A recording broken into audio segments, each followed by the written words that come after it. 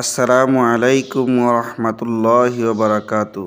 প্রিয় মুসলিম ভাই ও বোনেরা, আজকে আমরা আলোচনা করব 2025 সালের সদকাতুল ফিতর কত টাকা করে হার পিছে হয়।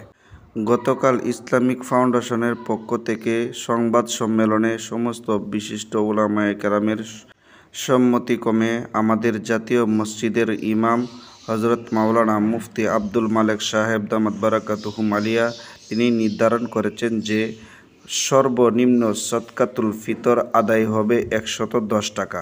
প্রতি জন ফিসে সর্বনিম্ন সদকাতুল ফিতর হলো 110 টাকা এবং সর্বোচ্চ যদি পনির দ্বারা আদায় করা হয় তাহলে 2805 টাকা নির্ধারণ করেছেন সর্বোচ্চ। এবং হুজুর এটাও বলেছেন যে আপনাদের নিকটস্থ বাজারে পণ্যের দাম যত আছে এই হারেও এটা গ্র্যান্টেড করা হবে, এটাই আসল হবে।